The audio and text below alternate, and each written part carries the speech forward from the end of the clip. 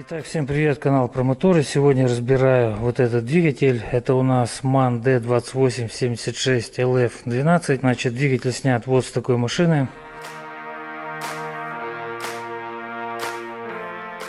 И имеет вот такие технические характеристики. Значит, эта машина 2008 года выпуска, по пробегу неизвестно. Нынешний владелец проехал на ней около 100 тысяч километров. Значит, какая у нас причина снятия? Между головками идет антифриз на улицу, то есть где-то вот в районе первого, второго, третьего цилиндра.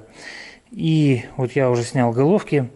Тут уже вижу такие не очень хорошие вещи по блоку. Вероятнее всего, блок у нас пойдет под замену. Ну и также вот хочу показать, сколько нагара между головками. Это у нас стекло между головками, шли газы очень долгое время. Видим, тут уже все закоксовало, все уже монолит. Тут горелое масло, в общем, нагар, грязь и так далее. Значит, сейчас покажу, расскажу, что я тут увидел. Какие у нас не очень хорошие вещи происходят с блоком. Но сначала будут кадры, как я разобрал двигатель до такого состояния, то есть снятие коробки и разбор.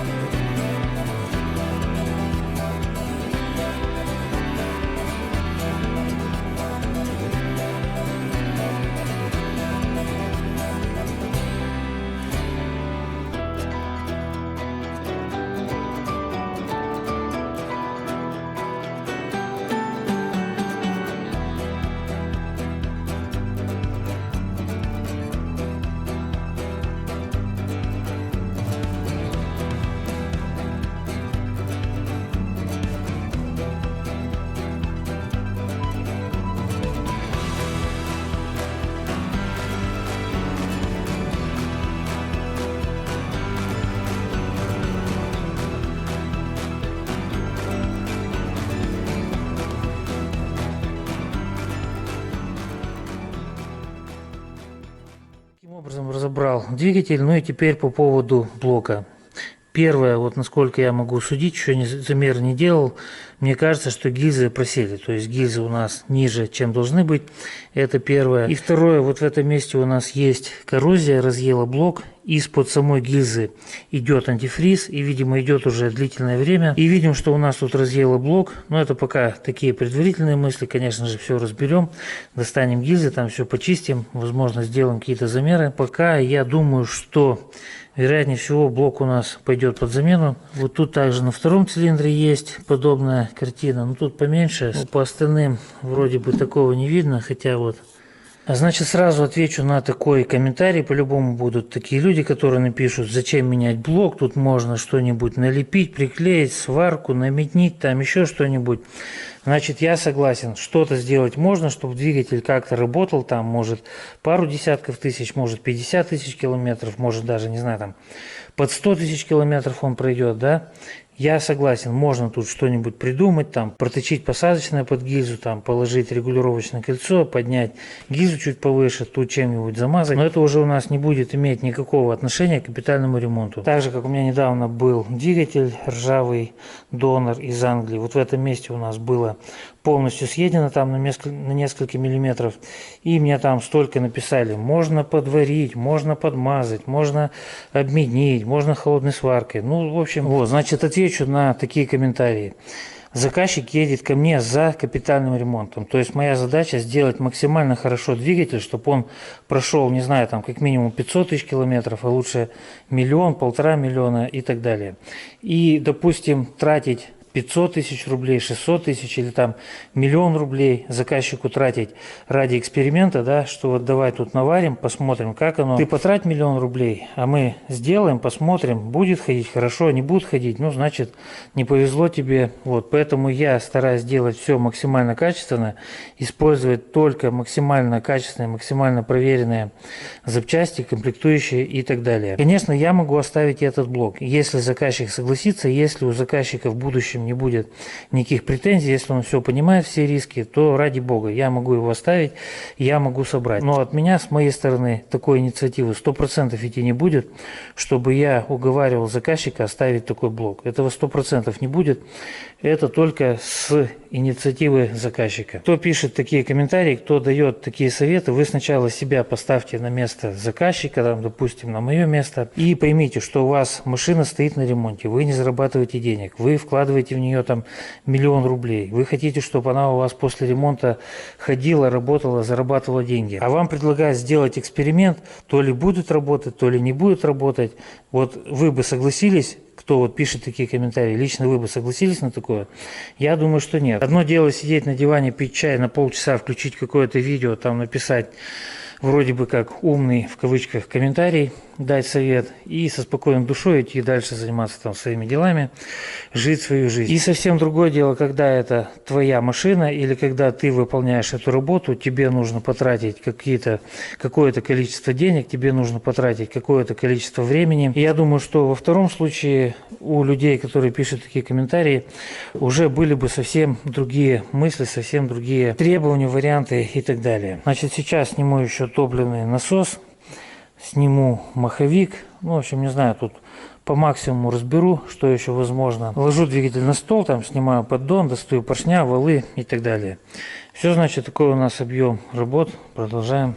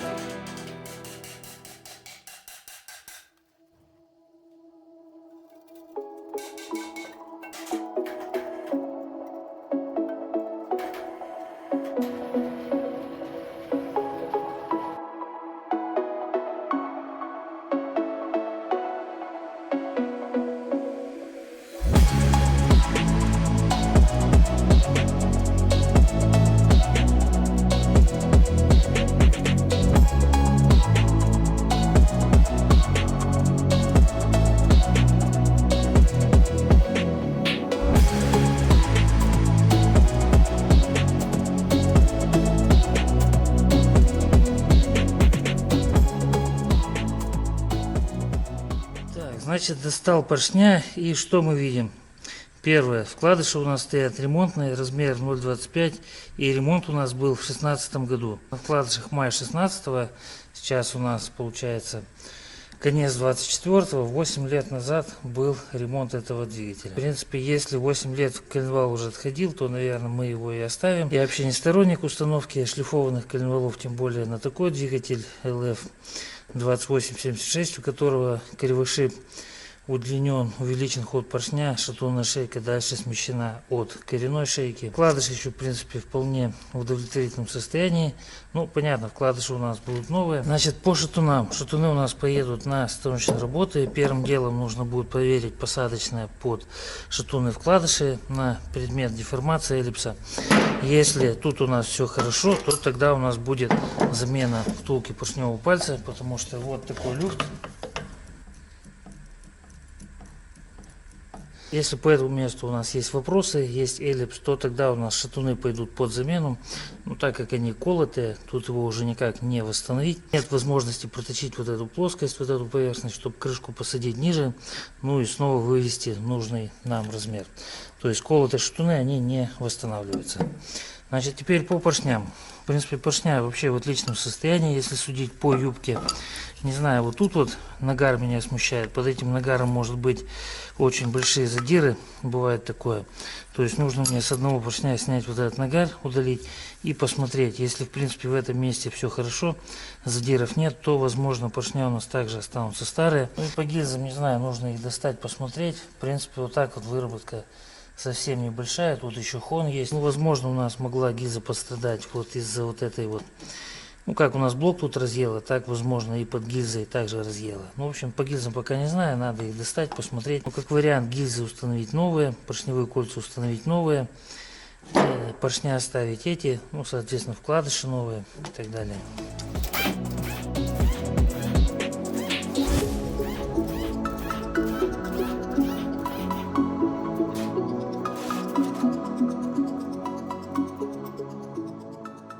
Так, коренные вкладыши у нас также видим размер 0,25.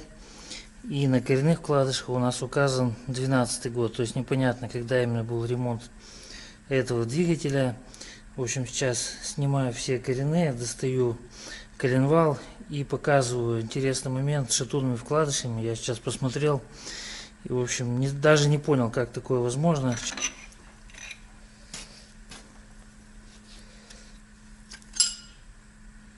Тоже 0,25, но вкладыш уже другого производителя, другой фирмы. Тут нету на нем года выпуска. То есть собирали, видимо, из чего было.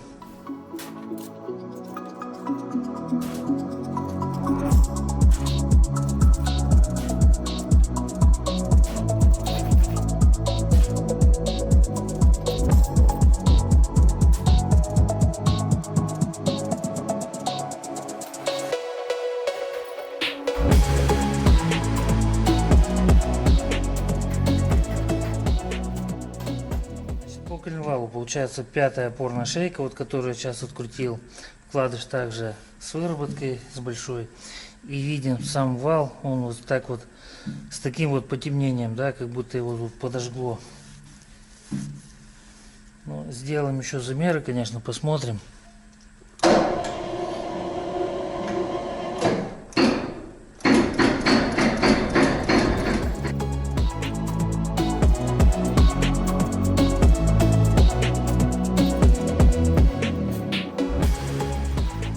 Теперь самое интересное снимаю на телефон, чтобы была фокусировка. Значит, для начала покажу, как выглядят коренные вкладыши. То есть видим где-то задиры, выработка. Ну и вот три самых плохих вкладыша. Ну ладно, два, это так, немножко совсем. Два самых плохих вкладыша. Это у нас получается пятая, шестая коренная шейка. И получается вот это у нас пятый. И на валу там также вот по этому месту идет перегрев. Так выглядят вкладыши, которые у нас стоят в блоке. Это по коренным вкладышам. Ну и также они все имеют размер 0,25 мм. Правда, они разного производителя, как я говорил. Теперь самое интересное по шатунным вкладышам. Получается, вот это у нас первый цилиндр, второй, третий, четвертый, пятый, шестой. Сначала покажу по отпечатку, да, то есть вот, допустим, вкладыш. Берем вкладыш, смотрим. Спутер, размер 0,25. Вот так лучше будет.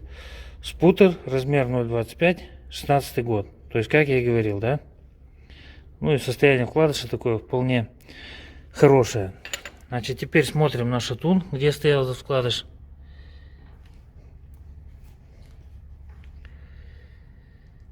Так, видим, вот отпечаток. Спутер 0,25 и 16 год. Это у нас первый шатун. Второй мы пока пропустим. Дальше смотрим третий шатун.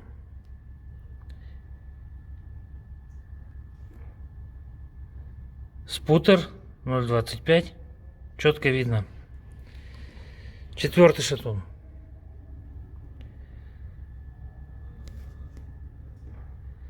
Спутер 0,25. Вот в этом месте 0,25. Надпись спутер. Дальше пятый шатун.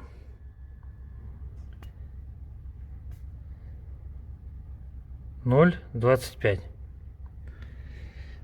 Дальше шестой шатун.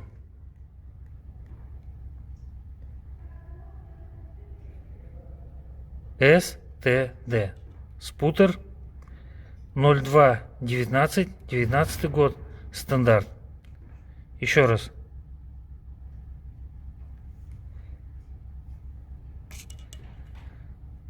Отпечаток от надписи спутер. Отпечаток СТД 02 19 год. Теперь смотрим вкладыш, который стоял на шестом шатуне. Все так и есть. Спутер, стандарт, 19 год.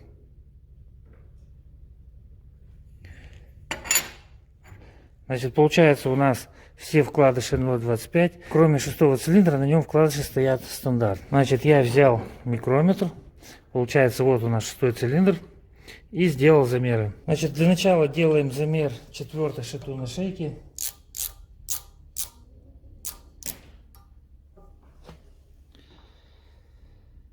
Так, видим размер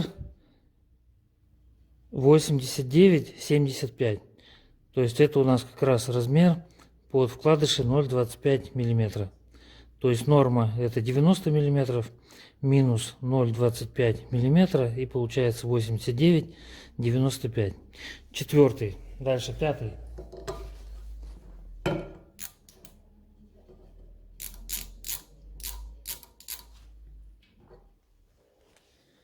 Также видим 89, 70, ну тут 4 практически, да, там на половинку. Ну ладно, 89, 74, это тоже в размере 0,25. Теперь шестая шейка. Значит, как помним, вкладыши у нас тут стоят стандарт. Если стоят вкладыши стандарт, значит у нас размер шейки должен быть 90-00. Ну или там 89-99, то есть минус 1-2 сотки. Смотрим размер шестой шейки. И видим, что у нее размер точно такой же, как у всех. 89-74. Вот это я понять не могу. То есть шейка у нас отшлифована под размер 0,25, но стоят вкладыши стандарт. Как двигатель вообще работал, как этот шатун не застучал, я не понимаю. Вот, ну и теперь вишенка на всем этом торте. Как помним, мы пропустили второй шатун. Смотрим отпечаток на втором шатуне.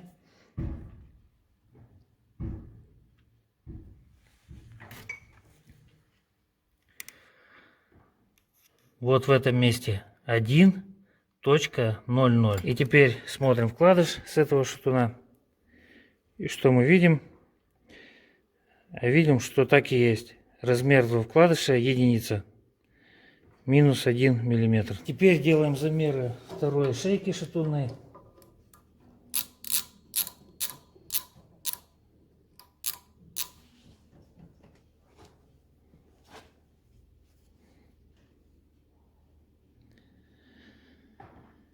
То есть видим размер 88-99. Значит, стандарт это у нас идет 90 миллиметров, 0,25 это 89-75, 0,5 это 89,5, 0,75 это 89 и 25, и единица это 89,0. Ну, тут минус 1 сотка, то есть, в принципе, в пределах нормы. Но сам факт, что одна шейка у нас шлифована под последний ремонт, под единицу. Все остальные шейки отшлифованы под размер 0,25 мм. Но на шестом цилиндре, на шестом шатуне у нас стоят вкладыши стандарт вместо 0,25. Вот, ну и также, если мы посмотрим на шатун, значит, видим первый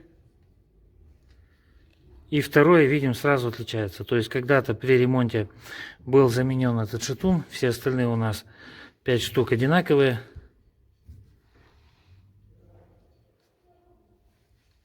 А второй шатун у нас был заменен. Вот видим, даже есть у нас фирма BF. Вот, значит, что у нас получается. Когда-то на этом двигателе приварило вкладыши на втором шатуне. Приварило вкладыши, заменили один шатун. Когда приваривали вкладыши, вал обязательно гнет. То есть у нас на валу был сгиб. Поэтому все остальные шейки были отшлифованы под размер 0,25. В том числе и коренные. Потому что коленвал изгиб там обычно бывает 1,5 десятки, 2 десятки. И чтобы убрать этот изгиб, шлифуют коленвал под ремонтный размер, первый ремонт. Но если выходит под первый, если не входит, то под второй. Ну и также отшлифовали шатунные шейки, потому что когда коленвал изогнут, все равно ось этой шатунной шейки немного меняется. Там это буквально какие-то сотки. И вторую шейку, где у нас приварило вкладыши, ее отшлифовали под последний ремонт. Ну, видимо, готовили двигатель на продажу. Я не видел, чтобы вот коленвалы 2876 ходили последнего ремонта. Как правило, их ломает. Установили вкладыши, единицу, и, в общем, машину продали. И каким-то образом двигатель до сих пор работает, каким-то образом до сих пор не сломало коленвал. Ну, не знаю, или шлифовщик такой хороший попался, выдержал все галтели, или, может, коленвал такой хороший, так хорошо сделан. Двигатель как минимум отходил уже после ремонта 100 тысяч километров. Как я уже говорил, что заказчик приобрел его и проехал на нем уже 100 тысяч километров. Вот. Ну, это ладно, согласен, такое бывает, такое я уже видел. Раньше и у нас так на предприятии делали давным-давно, когда были очень большие проблемы с запчастями, когда еще никто не ремонтировал эти мерседесовские двигателя, мановские, мерседесовские. И у нас на предприятии тоже делали что-то подобное. И ставили наши отечественные вкладыши, по-моему, EMZ. Там, когда уже под единицу шейка не выходила, там протачивали меньше диаметр, подбирали потолще вкладыши, там изгибали, самодельные замки выбивали. Ладно, это я согласен, это возможно, на продажу так делают, это бывали такие случаи. Но чтобы у нас вместо вкладыша 0,25 был установлен вкладыш единица, и при этом, чтобы машина еще работала, вот это я первый раз такое вижу. Вообще, как бы даже не припомню.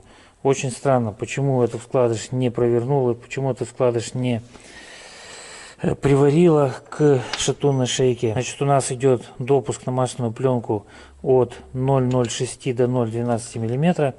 То есть это получается 6 соток, ну, условно говоря, 1 десятка, да.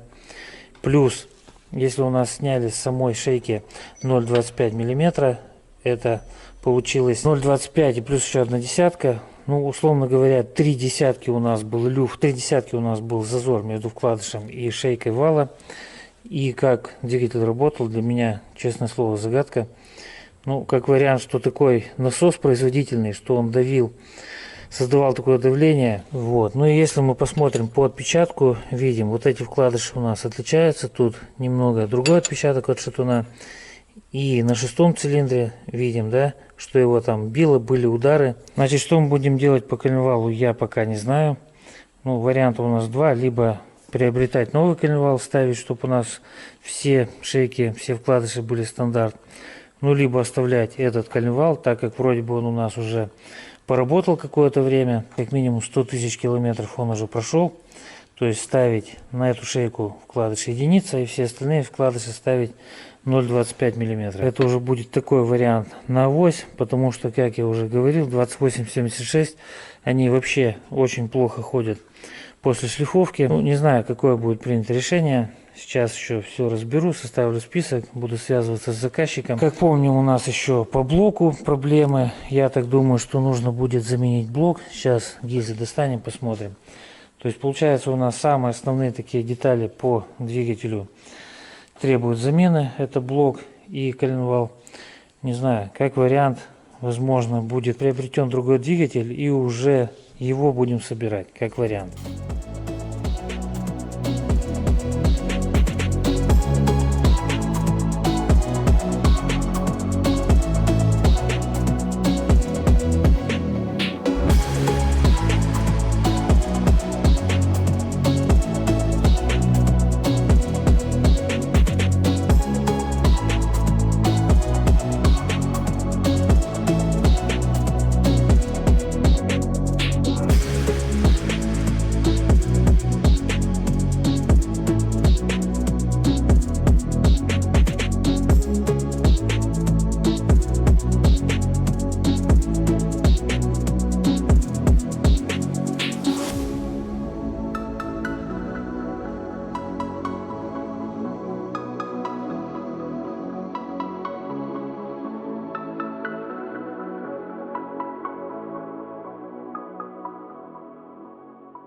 Двигатель у меня разобран, подведем итоги. Ну, сразу скажу, что случай такой уникальный, случай интересный. То есть у нас такое комбо. Первое, это что коленвал шлифованный под разные размеры, одна шейка под последний ремонт. Ну и второе, что на шестом цилиндре у нас стояли вместо вкладышей 0,25 мм, стояли вкладыши стандарт. Я не знаю, как двигатель работал, в моем представлении это невозможно. Там очень большой люфт, то есть такие удары идут. Во-первых, он стучать должен при работе. Но я так думаю, что все же вовремя заказчик встал на ремонт. Еще бы чуть-чуть и провернуло либо вот эти бы вкладыши 5-6, либо провернуло бы у нас шатун, где стояли вкладыши стандарт. Что мы будем делать по этому двигателю? Пока решения нет. Заказчику сообщил все вот эти нюансы, проблемы, что у нас требует замены блок, что у нас по коленвалу вот такая ситуация, что у нас также по распредвалу, не помню, на камеру показывал, нет. Тут у нас кулачки вроде бы еще в хорошем состоянии, а опорные шейки вот с такими задирами, с выработкой, с задирами. И получается эти же шейки, где у нас были вкладыши в плохом состоянии. 5-я, 6-я шейка, стружка от них шла по каналу на опорной шейке распредвала и также их тут задирала, выработка и так далее. Вот, получается, основные такие детали у нас все к замене: блок, коленвал, распредвал. То есть проще купить другой двигатель и уже другой двигатель ремонтировать, там смотреть его состояние и так далее. Ну, не знаю, у нас тут два варианта, на мой взгляд. Первый — это собрать все как есть, то есть там заменить гильзы, заменить поршневые кольца, заменить вкладыши, там резинки, сальники, прокладки и собрать его обратно, сколько походит. Но это у нас опять же будет не капитальный ремонт. Ну а второй вариант — это собирать все по уму, как я уже сказал, либо искать другой двигатель и его собирать, либо искать отдельно блок, также вести его на станочные работы, все делать по уму, также приобретать новый коленчатый вал, новый распредвал, новую поршневую и так далее. Это тогда будет ремонт наподобие, как вот у меня был двигатель из Москвы. Ну, там сумма ремонта вышла за 1 000 000 рублей. Ну, не знаю, в общем, какие будут приняты решения. Это все зависит от заказчика.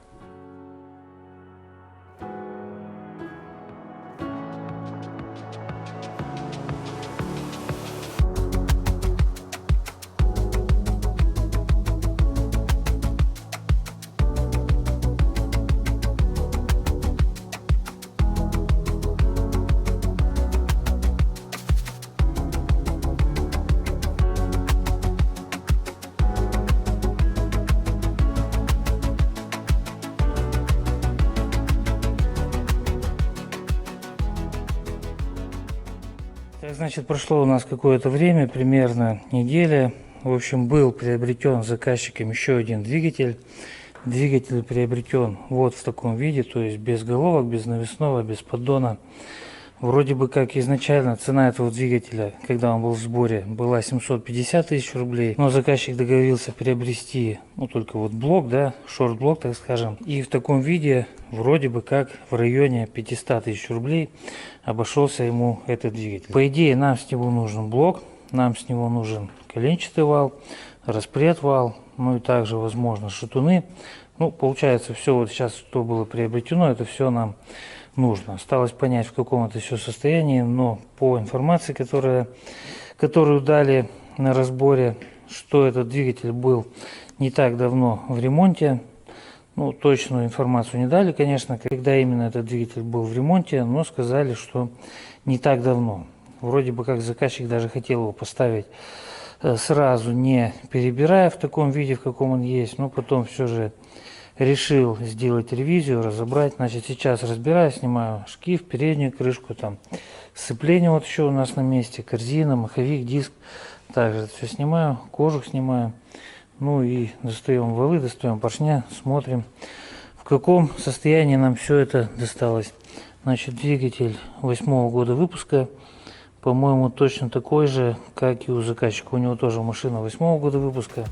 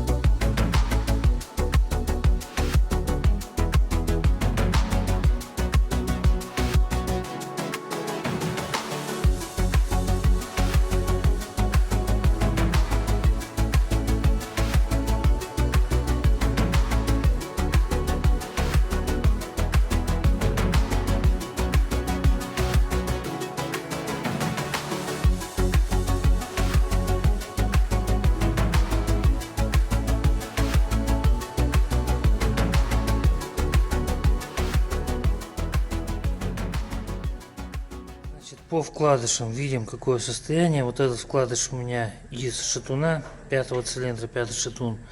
Видим, есть вот такие задиры. Такое ощущение, что было масляное голодание. То есть масляный насос и редукционный клапан. В любом случае мы будем устанавливать новый. Состояние этих вкладышей хуже, чем даже состояние родных вкладышей, которые у нас были 0,25 с этой машины. Значит, вкладыш спутер, стандарт, фирма КС, Колбин Шмидт. Ну, даты выпуска не вижу. То есть, когда был ремонт, непонятно.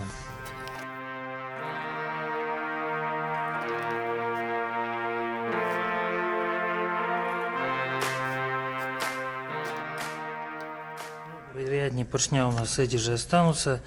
По шатунам втулки не меняли. Видно, какой люфт. На камеру его прямо было видно. То есть шатуны у нас в любом случае поедут к станочникам на проверку посадочных под шатунные вкладыши. Если с этим все хорошо, то тогда будет замена втулки под шатунный палец, поршневой палец и проточка ее. Ну, по гильзам не знаю, возможно, даже останутся у нас и гильзы эти же, как вариант, потому что они также в хорошем состоянии. Есть на них еще хон, выработки практически нет. Ну, сначала разберем, посмотрим. Ну, как вариант, возможно, заменим просто резинки под гильзами и заменим поршневые кольца. Ну, соответственно, вкладыши. Ну и там по шатунам еще непонятно.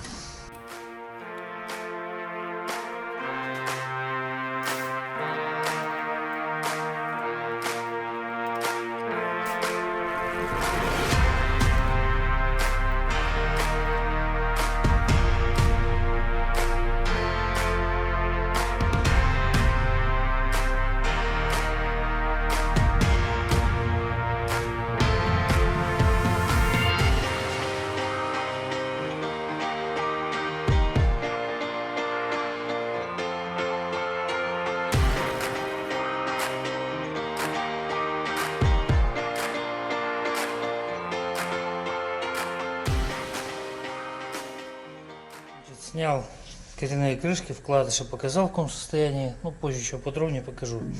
Есть на них, в общем, тоже задиры. И вот сейчас по валу, вот, допустим, по вот этой шейке, по средней, прямо выработка, ну, наверное, соток 7 точно будет. Не знаю даже, что мы будем делать. Ладно, в общем, по валу сразу говорю, есть вопросы. Протрем его, сделаем замеры, там уже дальше будем принимать решение.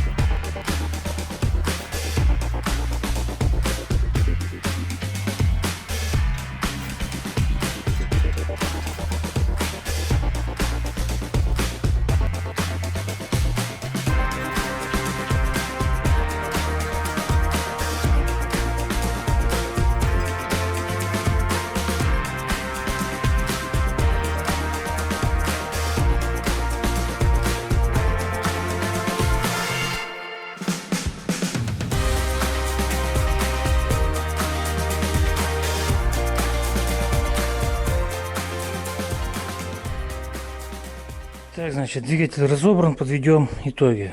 Значит, по блоку.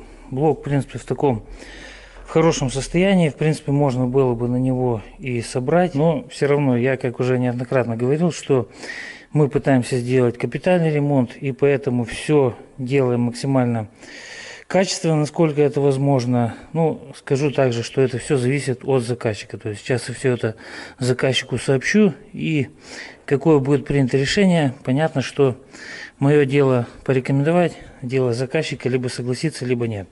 Но я все же буду настоятельно рекомендовать блок ввести на остановочные работы и проделать с ним весь комплекс работ, то есть восстановление посадочных под коренные вкладыши постели, привалочная ГБЦ, ну и посадочная под гильзы. Значит, по всему этому есть дефекты, на камеру не покажу, но сейчас вставлю фотографии.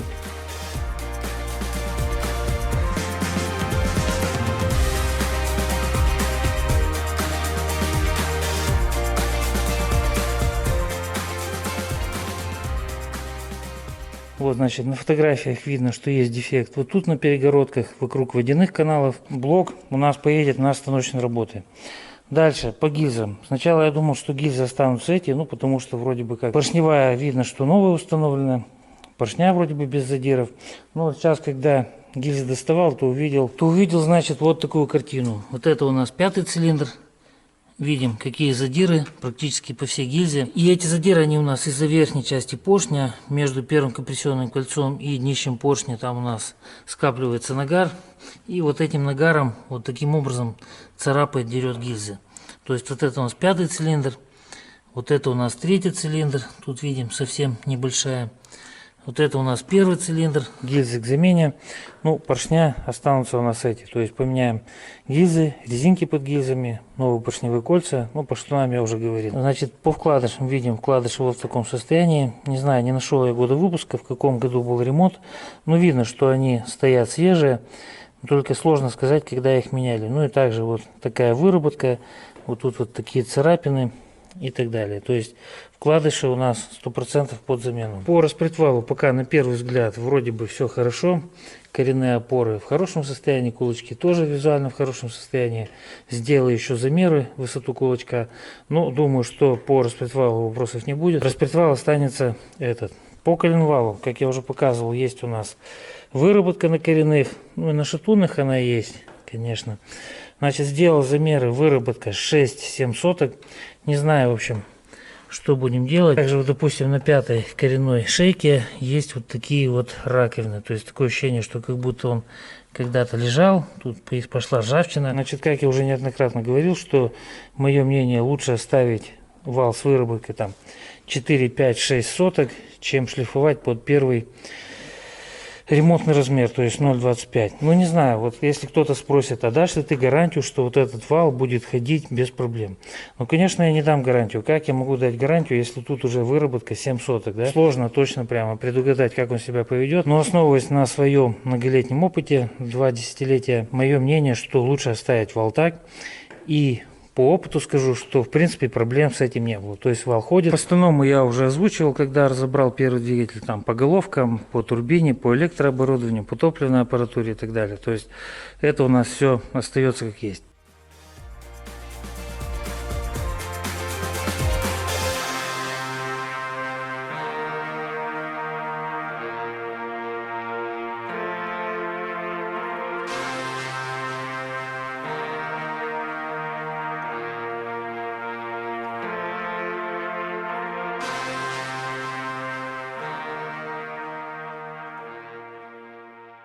Значит, это у нас получается другой блок. И этот блок у нас уже был на станочных работах.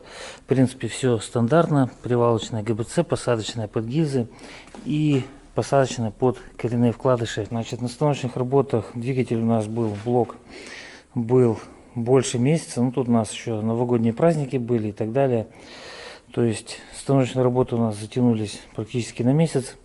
Вот. Пару дней назад блок приехал ко мне в цех и, в общем, приступаю к сборке. Значит, видим, в каком состоянии. То есть где-то тут какая-то ржавчина появилась. После мойки у меня был не такой ржавый, ну, может, там где-то хранился. Плюс зима, там загрузили в газель, в холодный кузов. Там, ну, в общем, появилась у нас ржавчина вот такая. Видим, сейчас мне нужно, снимаю крышки, уже тут их открутил. Они у нас были затянуты с рабочим усилием при проточке постели. Значит, открутил крышки, сейчас их снимаю. Также снимаю все заглушки тут масляных каналов. Ну, в принципе, все обычно, все как всегда. Там промываю, продуваю каналы, тут где-то ржавчину убираю. В общем, подготавливаю блок, тут еще где-то резьбу надо пройти, там посадочная под прокладки, где у нас сидят и так далее. Значит, приступаю к подготовке блока. Но сначала сейчас ставлю кадры по работам, которые у меня уже проделаны, подготовительные работы. Там с головкой у меня тоже интересный момент был, немножко такая моя глупость, или не знаю даже как сказать. Ну, в общем, сейчас дальше по видео будет. В общем, кадры, которые уже отсняты по подготовительным работам, ну и дальше приступаем к подготовке блока. Все, значит, такой у нас объем работ, поехали.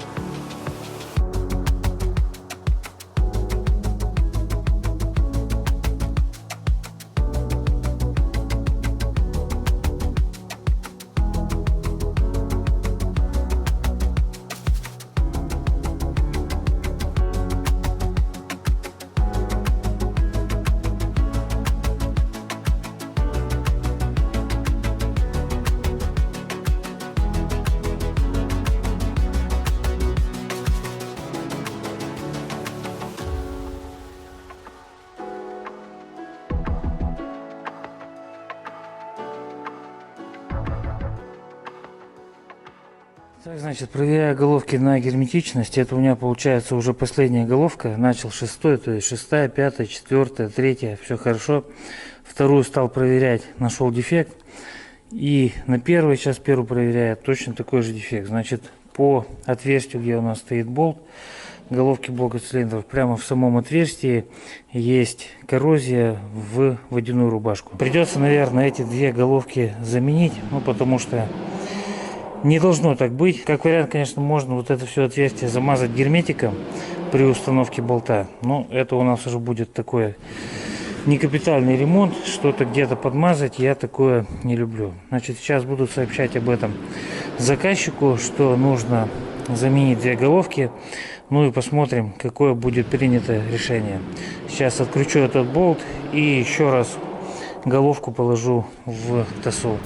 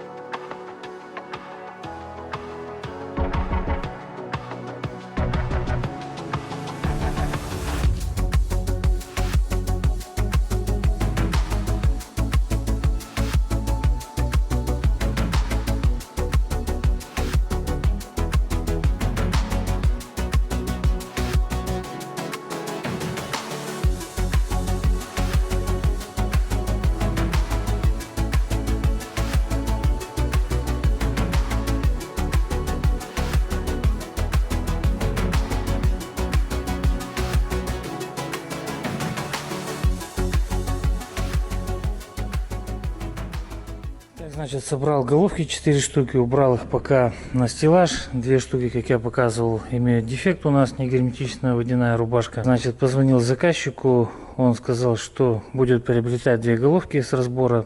Ну, тут 2 двигателя у нас, вернее, один двигатель с этой машины, а второй двигатель заказчик приобрел с разбора без головок. Там еще возьмет 2 головки, там комплект болтов. Ну, в общем, по головкам еще есть работа. Снова нужно будет их вести на плоскошлифовальный станок, потом снова мне притирать клапана.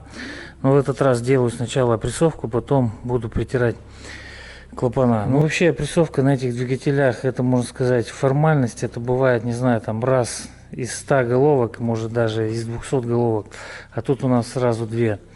Ну, не знаю, все чаще стали появляться такие случаи. Наверное, в дальнейшем буду сначала делать опрессовку, а потом уже заниматься ремонтом головок. Значит, по головкам пока ждем. Блока у меня пока также нет. Вот на днях он уже должен приехать ко мне со станочных работ. Там у нас полный набор постели под коренные вкладыши, посадочная под гильза, ну и привалочная ГБЦ. То есть блока пока тоже нет. В принципе, у меня все подготовительные работы уже закончены. Практически все отпескостроено, там все помыто.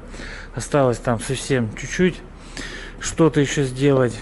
Вот. Ну и сейчас продолжаю заниматься подготовительными работами. И в данный момент буду работать с маховиком. Значит, по маховику. Маховик у нас остается с этого двигателя, на котором машина приехала. Значит, что я по нему буду делать? Будет установлено новое беговое кольцо-подсальник. Старое снял, на нем есть небольшая выработка. Можно было бы, конечно, и оставить, но все же, мое мнение, лучше заменить, пока все разобрано. Дальше установим новый подшипник маховика. Широкий, тут стоял у нас узкий с проставкой. Я ставлю широкий, там площадь опоры больше, он мне кажется более надежным. Ну и также будет заменен венец. Вот венец этого маховика. Видим вот в 3 местах. так как у нас двигатель 6-цилиндровый. Шейки коленвала расположены под 120 градусов, то есть двигатель все время останавливается в трех положениях. Ну и соответственно стартер у нас начинает работать также из этих трех положений.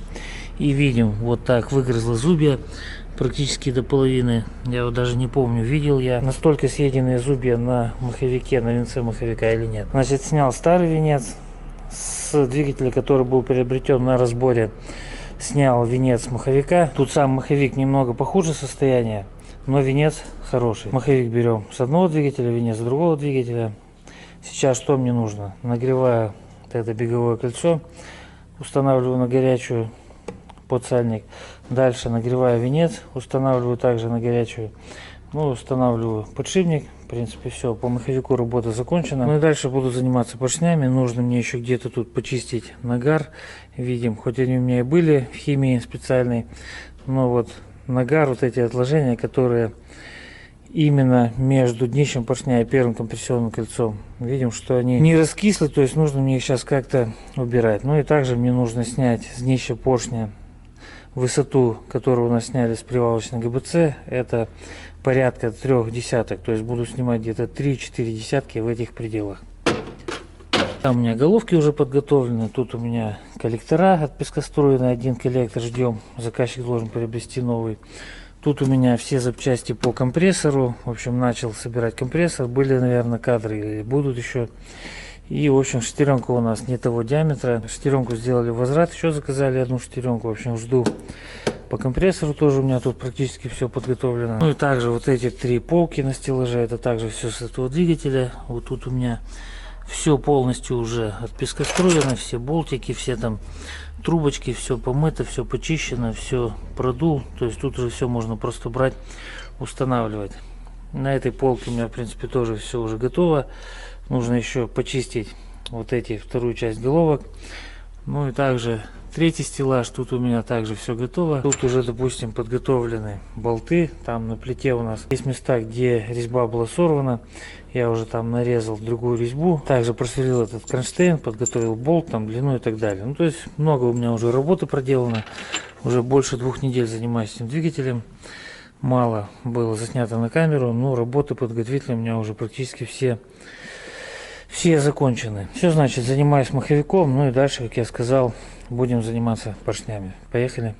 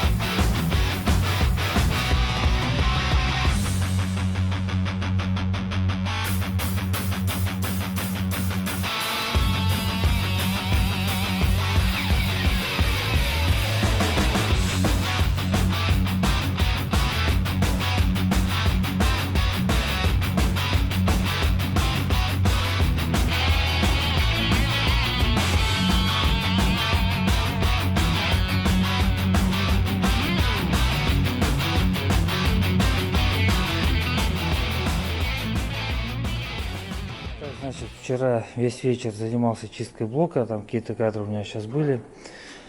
Получается, вскрыл все заглушки, там все продул, промыл несколько раз все вот таким очистителем. Хорошая вещь, вот именно масляные каналы промывать. Значит, неоднократно все продувал, тут протирал где-то ветошки и так далее. Сейчас уже подготовил форсунки, тут заглушки где-то, шайбы и так далее. Сейчас все это буду закрывать. И визуально стал осматривать каналы. И вот в этом канале, не знаю как на камеру показать, в общем там есть резинка какая-то торчит. В общем не знаю, на камеру наверное не видно, но сейчас я ее достану.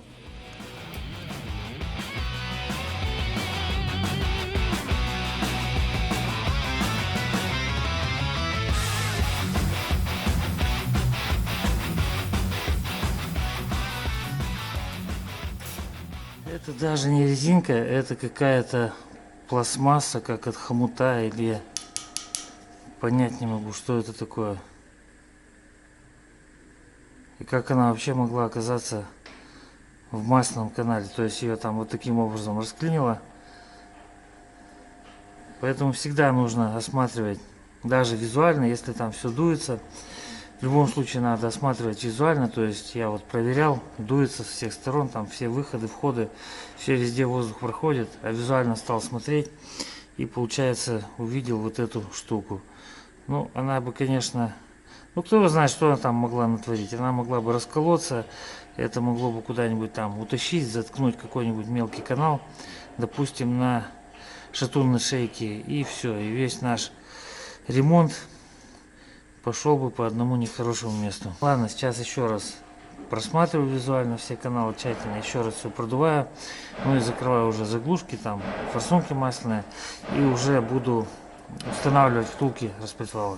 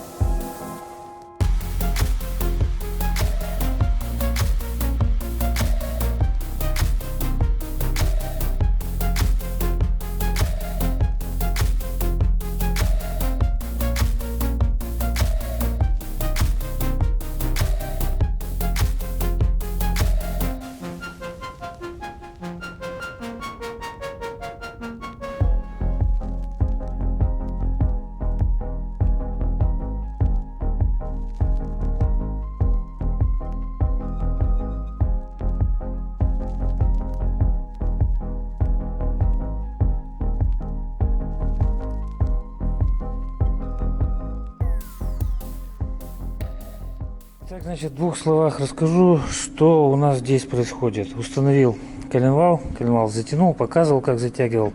Сначала тянем 330 ньютон-метров, потом метки ставим поперек, доворот 90 градусов, метки вдоль. Коленвал полностью затянут, вот так он проворачивается легко, там продольное хождение, все замерил. Значит, по коленвалу. Коленвал у нас имеет выработку на коренных шейках где-то минус 5, ну, 5,5-6 в этих пределах. Значит, я уже говорил свое мнение, что лучше оставить коленвал с такой выработкой на стандартных вкладышах, чем шлифовать его на ремонтный размер, то есть под вкладыши 0,25. Ну, не знаю, я придерживаюсь такого мнения, может кто-то думает не так, напишите в комментариях. Значит, тут у меня еще не установлена одна гильза. Вчера, когда устанавливал гильзы, вскрывал коробки, и там, в общем, в одной коробке лежало 3 верхних резинки, вернее нижних, которые у нас ставятся в блок. А этой не было, которая у нас верхняя. Они немного отличаются и по профилю, и самое главное по размеру. Хотел у себя подобрать резинку, там нашел, потом думал, ну нет, что за бред, сюда такое ответственное место ставить резинку непонятно какую. Заказали резинку, сегодня вот новая резинка у меня, именно верхняя одна. Эдлинг, все как положено. Значит, сейчас установлю гильзу, ну и буду устанавливать поршня, шатуны. Сейчас расскажу по поршням, по шатунам. Значит, шатуны у нас были в ремонте, как обычно. Проверили вот это место под шатуны вкладыши. Тут, в принципе, все хорошо. Ну и потом уже была замена втулок поршневого пальца. Новые втулки проточены. Ну, в принципе, все как обычно, все стандартно. Значит, по поршням. Поршня у нас остаются старые, то есть замена только гильз идет. Гильзы, кольца поршневые, ну и резинки под гильзами. Поршня остаются старые, поршня в принципе в хорошем состоянии. Единственное, что вот в этом месте был нагар между днищем поршня и верхним компрессионным кольцом. Был нагар, ну и я еще при разборе, ну и также заказчику говорил, что под этим нагаром обязательно будут задиры. Это уже как бы традиционно. Задиры есть, они не такие большие, бывали, конечно, и побольше. В общем, поршня у нас остаются старые. Значит, отмывал нагар химией, не стал ложить в свою мойку, там у меня, которая сейчас раствор, он съедает вот этот антифрикционный слой, а тут, видимо, он в отличном состоянии, можно сказать, как новый. Не стал ложить в мойку, отмывал другим способом. Вроде бы вот тут на днище поршня камера сгорания, нагар вроде бы отъела, а вот это место, где я показывал, вот тут был прям такой слой.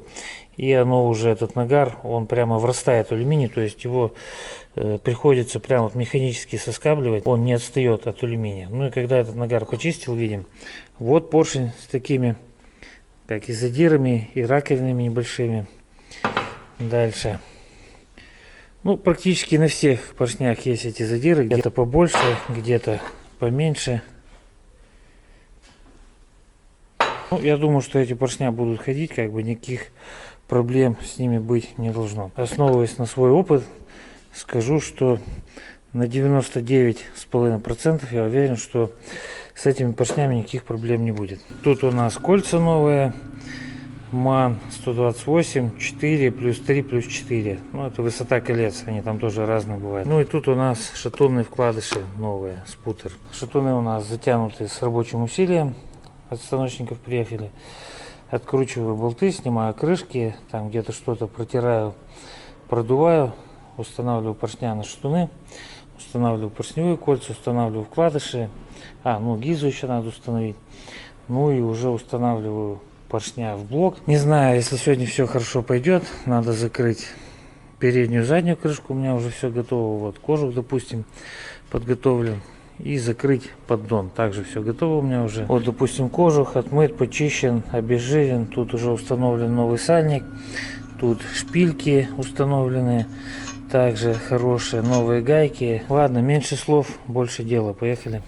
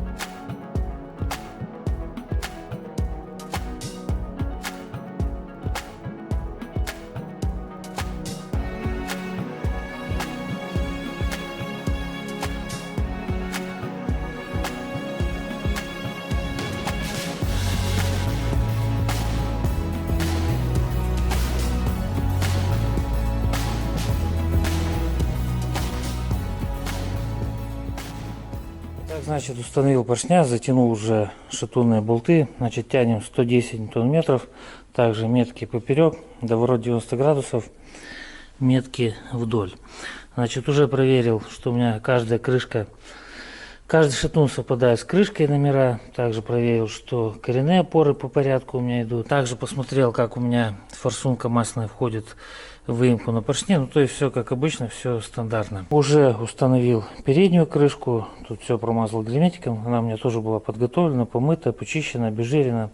Новый сальник уже был установлен. Прокладку на герметик все затянул. То есть передняя крышка на месте. Дальше устанавливаю заднюю крышку. Также приготовил прокладку. Сальник новый, как я показывал. Тут подготовил болты. Ну и также мажу тонким слоем герметик с обоих сторон прокладки. Значит, устанавливаю кожух. Ну, не знаю, там маховик сразу поставлю. Перед тем, как закрывать, тут еще раз все просмотрел. Метки ГРМ, что у меня совмещены.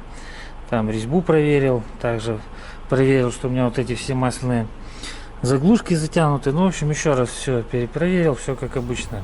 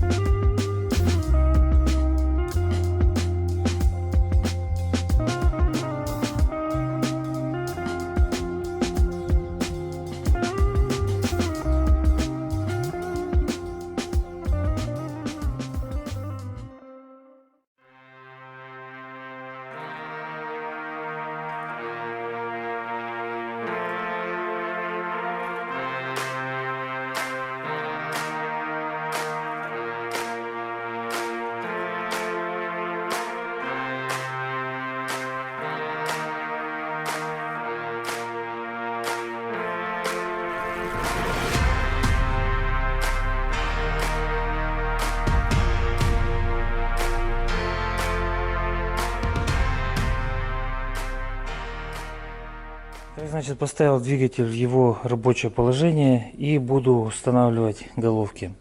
Тут уже установил направляющие самодельные, там те доставал, какие-то у меня достались, какие-то пришлось высверливать. В общем, установил направляющие самодельные. Головки у меня готовы, показывал, что делать с головками. Получается, первая, вторая головка, первая, вторая у нас заменены. Там показывал, что были у нас проблемы с двумя головками. Вот из этих отверстий шло. Были раковины в водяную рубашку. Что значит, головки подготовлены? Подготовил болты, пескоструил, промерил. Значит, тут у меня 4 комплекта еще родных, оригинальных мановских болтов. И получается, вот тут 2 комплекта. Это у нас, ну, в общем, тоже были приобретены вот с этими головками 2 комплекта болтов. Потому что болты, которые у нас стояли вот в этих отверстиях, также их поела коррозия. Значит, местами их путать не буду. То есть эти комплекты у меня идут отдельно, эти 2 комплекта идут отдельно. Ну, в принципе, конечно, не так это и страшно и важно, но все равно я думаю, что на одной головке должен стоять 1 комплект болтов одинаковых. Значит, тут у меня вторая часть головки с коромыслом. Также все тут помыл, почистил, обезжирил, приготовил прокладки, приготовил герметик. Вот эту часть с головкой буду садить на этот герметик. Также приготовил штанги, перемычки и форсунки. Значит, форсунки у нас были на ремонте, заменили 2 распылителя, 4 старых. Значит, моя задача сейчас какая? Нужно мне установить форсунки в головке, ну, чтобы посмотреть вылет, выступ распылителя из головки. Там должно у нас быть 2,5 мм. Тут вот есть у меня шайбы разных размеров. Сейчас установлю форсунки. Затяну их, чтобы прожала шайбу, замерю выступ. Вот. Ну и потом, когда уже буду ставить вот эти топливопроводы, как обычно, форсунку ослаблю, чтобы она там немного играла. Установлю топливопровод, затяну равномерно. Ну и тут у нас резинки на форсунке.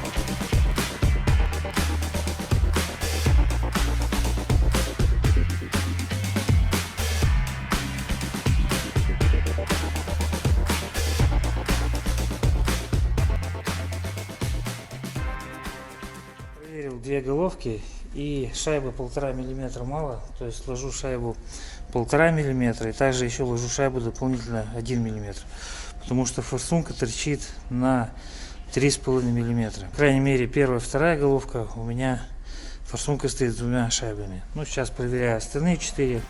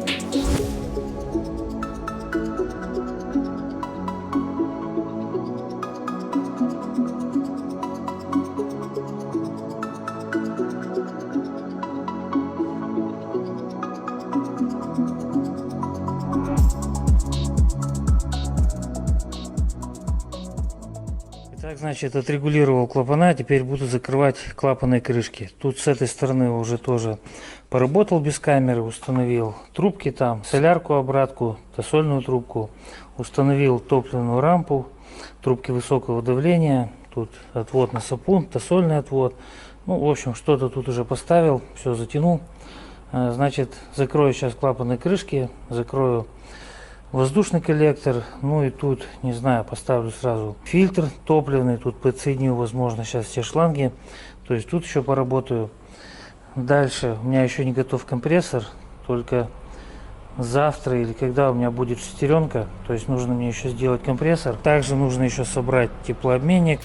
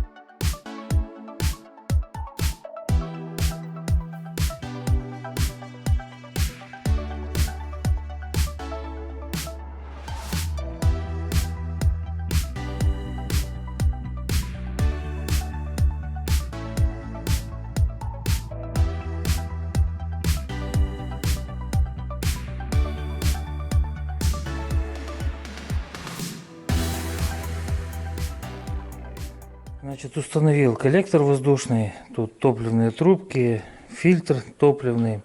В общем, работал тут без камеры. Уже практически эта сторона у меня собрана, как я говорил. Компрессора у меня еще нет, шестеренки нет. Ну и в принципе по этой стороне все. Тут раскидал все трубки топливные, что у нас куда идет. Сапун установил новый. Осталось мне только тут установить хомуты стяжные, монтажные хомуты провода тут прихватить. Хомутами займусь после того, как у меня уже будет установлена полностью вся проводка. До этого еще как бы не скоро, это будет не сейчас. Сейчас буду собирать с этой стороны, начну с теплообменника. Там мне нужно установить радиатор на месте, теплообменник там возили на сварку, заваривали, дефект там был один. Значит, установлю радиатор, соберу теплообменник, установлю теплообменник, тут стартер установлю. В общем, с этой стороны тут что возможно сейчас соберу. Тут мне еще надо установить термостаты. В общем, собираю все по максимуму. Ну и уже буду готовить двигатель к покраске. Также отдельно коллектора покрашу. Ну и потом уже, когда у меня будет все покрашено, установлю коллектора. И тут еще нужно будет дособирать там какие-то трубки, воздухопроводы и так далее.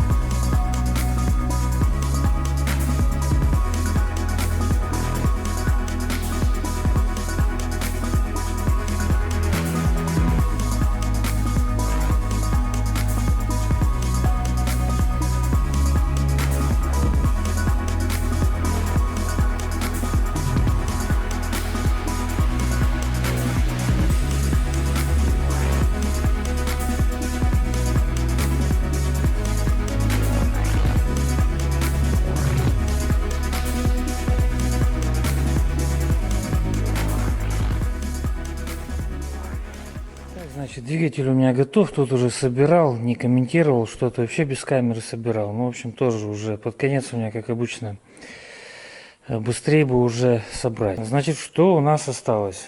На двигателе нет компрессора. То есть, как я тут залепил скотчем, так пока его оставил, не стал убирать. То есть, шестеренки пока нет. С шестеренкой там у нас проблемы небольшие. Сейчас сразу хочу установить коробку, чтобы уже коробка была на месте. Тут вот этот пучок проводов раскинуть, фишки по датчикам на коробке. Ну, чтобы уже двигатель был готов к установке, чтобы потом только было дело за компрессором, быстренько его собрать. Ремонт этого двигателя обошелся вот в такую сумму. Это полностью все работы, полностью все запчасти, ну и в том числе, как помним, это заказчик еще приобретал второй двигатель, шорт-блок, то есть без головок, без навесного. Ну и получается, что этот двигатель, который заказчик приобрел, мы его и собрали. Мы оттуда взяли блок, мы оттуда взяли коленвал, мы оттуда взяли распредвал, мы оттуда взяли поддон, ну и так далее. Видео буду заканчивать, возможно, дальше сейчас будут какие-то кадры по установке коробки, там, возможно, по установке двигателя. Также постараюсь первый пуск заснять. В общем, все как обычно. Ну а на этом видео буду заканчивать. Всем спасибо за просмотр, всем удачи, всем пока.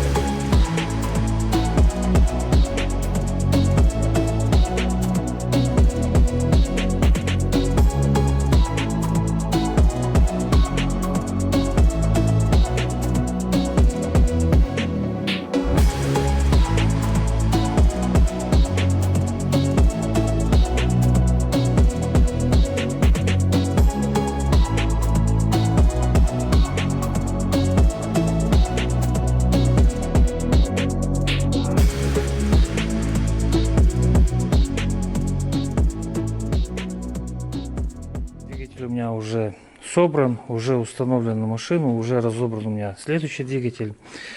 Даже по этому двигателю уже там какие-то работы проделаны, там кожух подготовил, там компрессор перебрал и так далее. А значит, что у нас с этим компрессором? В чем была проблема? Вот эта шестеренка привода компрессора, на ней есть небольшая раковина, один зуб. Сейчас не знаю, найду, не найду. Вот. Один зуб, на нем вот такая раковина, то есть выкрашен. Ну и получается, что, как я уже говорил, компрессор такая у нас очень ответственная вещь на этом двигателе, потому что если клинит, там, допустим, подшипники или проворачивает, ну, в общем, какие-то проблемы, клинит коленвал, то у нас проворачивает распредвал в двигателе. Ну и чтобы поменять распредвал, это надо снова снимать двигатель там, ну, в общем, очень много работы.